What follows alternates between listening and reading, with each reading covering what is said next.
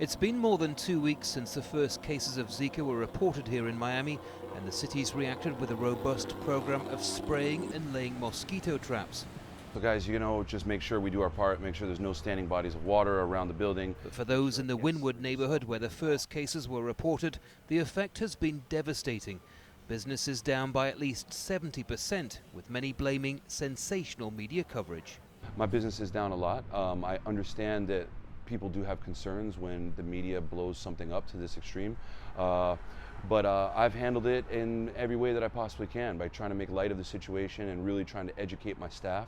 A second outbreak in the popular tourist destination of Miami Beach hasn't helped the situation.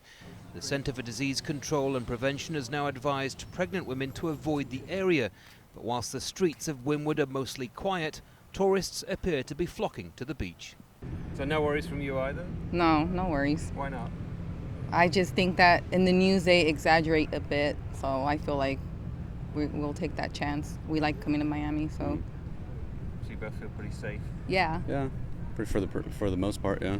And people are walking around here like it's not a big deal. So.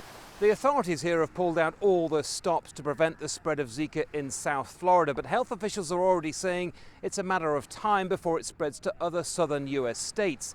The lessons learned here then and how it's being dealt with are being watched closely by the rest of the country. So I think we're likely to see small outbreaks in other parts of the country. Disease expert Justin Stoller says the US is more than capable of coping with mosquito-borne diseases, but only if politicians who are squabbling over funding take decisive action. The politics really are unnecessary in terms of releasing funding and enabling mosquito control districts and public health professionals to do their jobs. That's really the key message, and that's what other mosquito control districts can take away from this. Miami is a gateway between North and South America. It's always been a high-risk area, but officials say that for those who are not planning to get pregnant or are carrying a child, the risks remain low. Zika has been linked with birth defects, and a handful of US babies have already been born with complications caused by the virus.